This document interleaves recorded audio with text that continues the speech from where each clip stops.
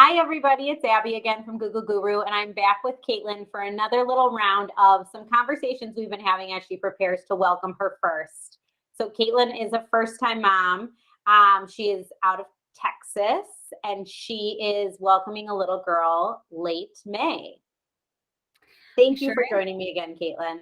Oh, thank you for inviting me again. This is going to We be are sitting in a different room today because we're talking all about nursery stuff, nursery must-haves, setting up your nursery for safe sleep, and all of that. So I know you had some questions for me, and we're going to talk through kind of some of the basics we might want to include when we are putting together a nursery. People go totally overboard when it comes to nurseries and putting together nurseries. Some people pick a theme, some people don't. Did you end up picking a theme for your nursery?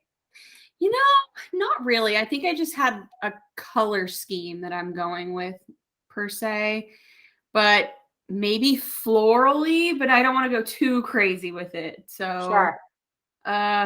Girly, light colored pastels. Love Not it. really a Love it. theme. We have seen all sorts of themes all over the place. I love when somebody comes and they're like, we have a really unique theme, and they've come up with something super creative, but it means something to them, or it's something they like to look at because you do spend a lot of time in the nursery. And so when you think about nursery basics, and I know you and I have had this conversation before, but you're of course going to have some sort of safe sleep environment. Most people put a crib in the nursery. Some people choose to put a mini crib. Some people choose to put a full-size crib or a crib that might convert to a bed down the road. Those are all great options. The crib mattress, which I know we'll get into in a little bit, is obviously an important part of the nursery. Generally speaking, a comfortable place to sit is a great item to have in the nursery. I know you're still waiting on your nursery chair to arrive. And one thing you and I had talked about was people who are thinking about ordering their nursery furniture should like run, not walk. Exactly. 100%. I thought I was getting on it early by getting on the ball in January, which was, let's call it 5 months early. Sure. That was not early enough. Yeah. I'm still struggling with the back orders on my chair right now. So yeah. And one thing I said to you, and I will always say, and this happened to me too, our cribs actually didn't even come until after my boys arrived. And I remember I was so panicked about it. But in reality, you need a safe place for baby to sleep. Often we don't even recommend them sleeping in the nursery from day one. Some families choose to put the baby in the nursery from day one, but many families choose to room share and have a safe space for baby to sleep separate from the bed.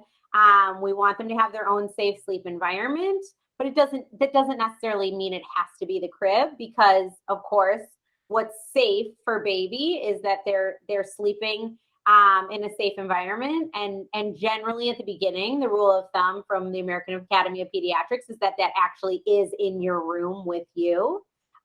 There's been a lot of studies done, and that it helps prevent against SIDS. We'll get into a lot of safe sleep tips in just a little bit, but let's dive back into some of the nursery basics. So obviously a dresser. Now tell me, people come to me all the time and they're like, I need a dresser and I need a changing table. What kind of conversations did we have about that? I pretty much came to you and I asked you, what are the essentials? And I said, I know that, dresser, changing table. And you were like, well, you know what? There are dressers that have changing tables on top, and it saves you space. It's one less piece of furniture in the room. It's one less thing that you have to invest in. You can even get a dresser and just put a changing table thing on top. Yes, exactly right. The whole thing. Exactly right. And we recommend that all the time because, like you said, it's saving space and it's saving money. And really, when you're done with a changing table, you don't have the need for a changing table down the road. A dresser you'll always use. And so we recommend a lot that kind of low, wider dresser where you can put some sort of changer on top of it. And actually using one of the top drawers for the diapers is a really great use of space too, so that you don't have we've talked a lot about kind of minimalism and keeping things simple and keeping things neat. So you don't have stuff everywhere. Putting all your diapering needs in the top dresser drawer is actually a great way to keep everything out of sight. So on top, maybe you just have like a little container with wipes and a thing of ointment, or a little basket that has kind of those things you'll need to reach for at a moment's notice, because changing a newborn isn't nearly as difficult as changing a toddler who's thrashing around. And then of course the decor. I think the decor is what really brings the room together and gives you that feeling of, okay, I've completed this space for my little one, and this is some place that she can grow up.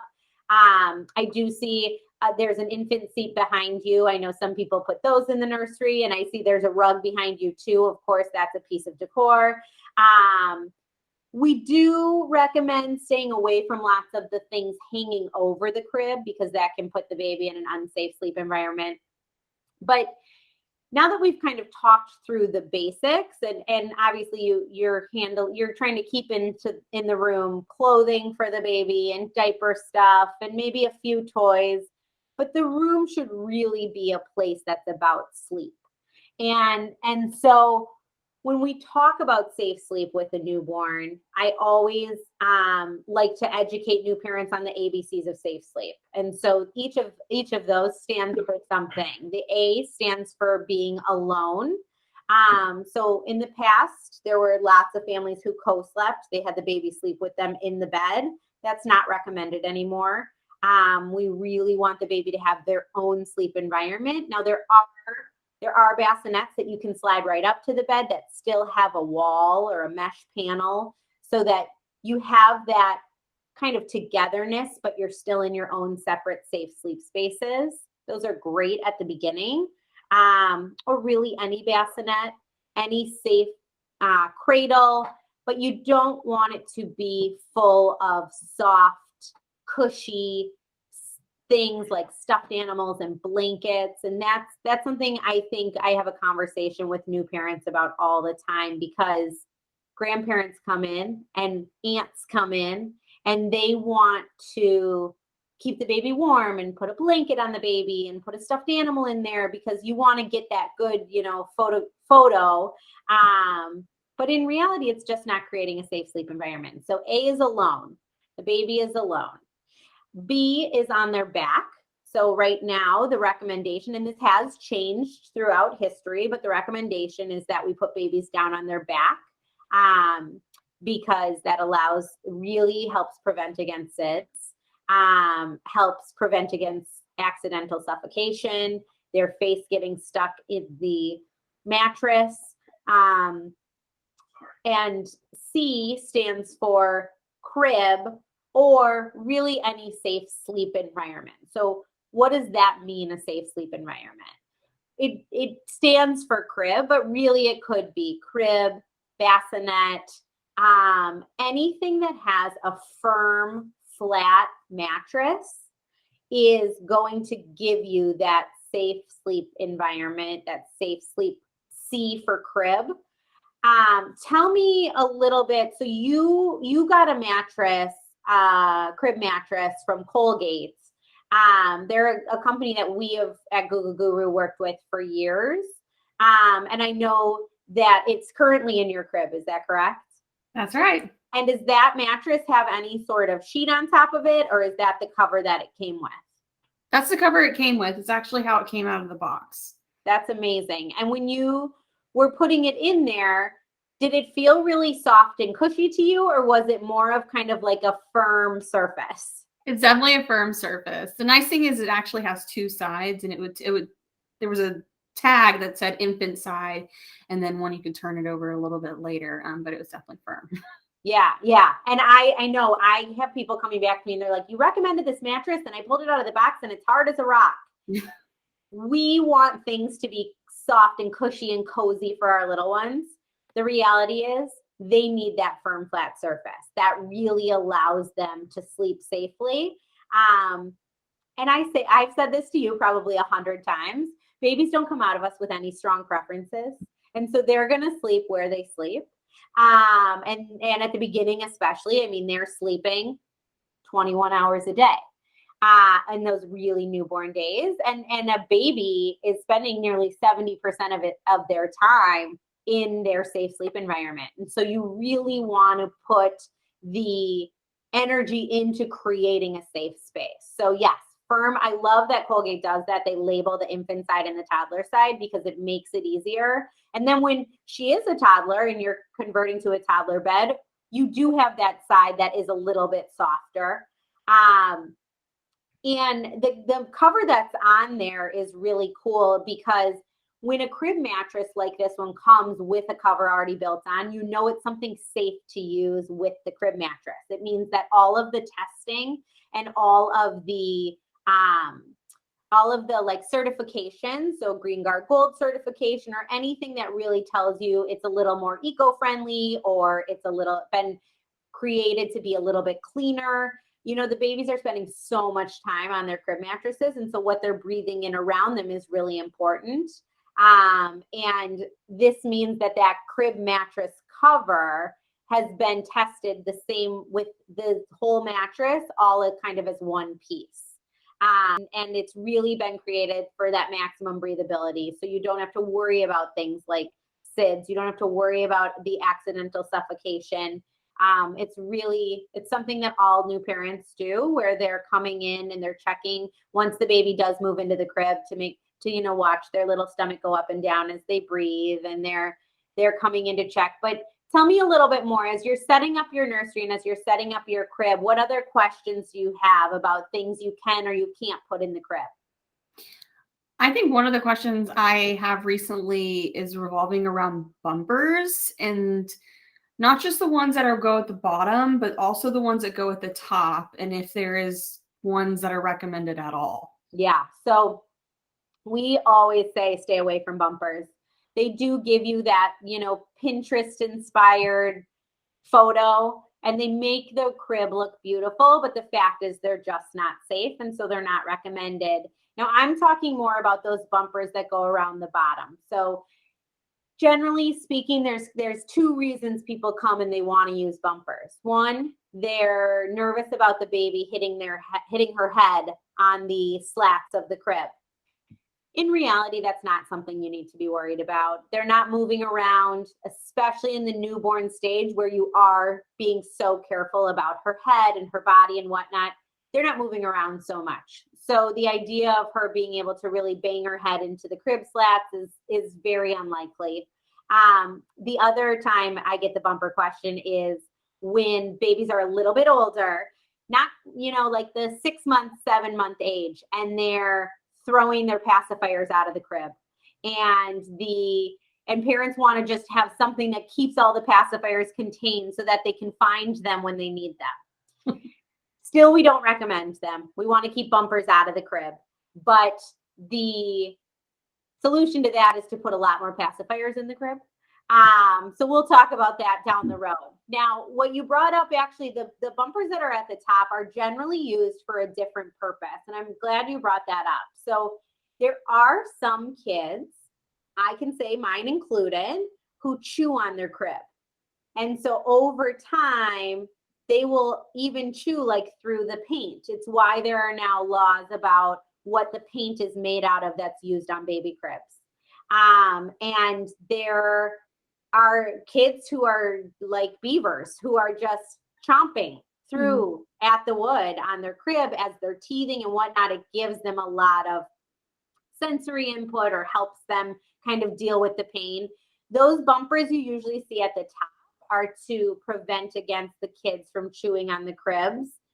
We just kind of go under the whole mentality of bumpers are not safe. And so I would recommend staying away from them to really make sure that you're creating a safe sleep environment for your little miss. Sure. Okay. Yeah. Another question I've had recently is whether or not blackout curtains are necessary. Yeah. It's so funny because there are two rules of thought on this. I feel like some people don't want to put them in the nursery because they feel like if I put them in the nursery, then they'll only sleep when there are blackout curtains. And some people feel like I don't care if they don't sleep well when we travel because their schedule is going to be off anyways. I want them to sleep well every time we're at home. In the newborn stage, it doesn't matter as much. But as she starts to develop those habits around sleep and she's on more of a nap routine. I always like to say routine instead of schedule because things aren't always tied to specific times. But as time goes on, I do see a real added benefit to blackout shades in the nursery.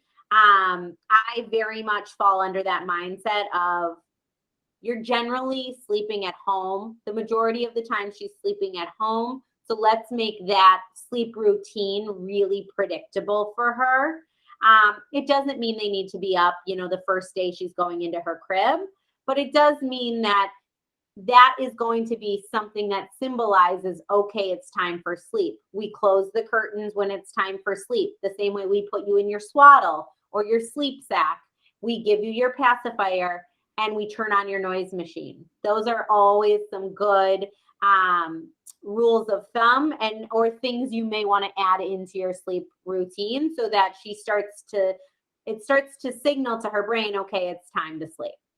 Okay. Nice. Yeah. I think my last question just has to do with fans and whether or not they're necessary. Sure. Fans provide kind of two different things. They provide obviously cooling down the room, but then they also provide some sort of white noise level. The white noise aspect you might want to get from a fan, but you also can get from a noise machine or music, or some people choose not to play noise. I find that it does help specifically in those first few months as they're getting used to being out of the womb and they're really developing these sleep habits that a white noise machine can be really beneficial. A fan for temperature control is a little bit different. So we do want to be really aware of the temperature in the baby's room, specifically because they're in there so often. They're sleeping so often. Like we talked about with the mattress, they're, spending about 70% of their time in that room. So it really comes down to temperature control and airflow. If that room that the baby's sleeping in gets pretty good airflow and is pretty good, you're looking at about 68 to 70 degrees Fahrenheit. That's where you really want the baby's room to be. That 68 degree mark is kind of the sweet spot because it may be a little chillier than we think initially. And being in Texas, your summers are really hot, but that also means your air conditioning is on, most likely, if you have it. And so you want to do temperature control where the nursery's at about 68 degrees. That's going to be the safest temperature for sleep. Hotter temperatures or the baby being overheated actually does elevate the risk of SIDS. And so we want to keep her cool, but it doesn't mean that you have to have a fan. It just means know the space you're putting her in and make sure that the temperature is pretty regulated in there. Our instinct is always that the baby needs to be warmer. In reality, when you think about temperature, you're putting her in about one layer more than you would be wearing.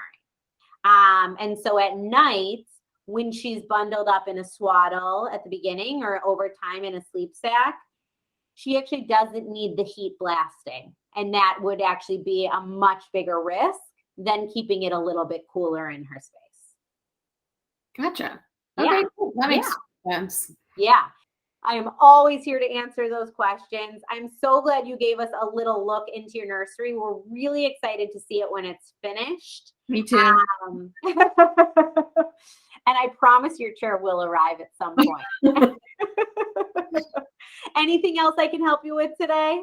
I don't think so. That covered a lot. So I really appreciate it. Of course. Well, feel great. And we're kind of home stretch. I mean, we're like basically a month and a half away. Yeah, I know. It's super crazy. I can't believe it. We can't wait to have her actually join us on one of these calls. Me too. Thanks for joining me today, Kaitlyn. Thanks, Abby. Bye. Bye.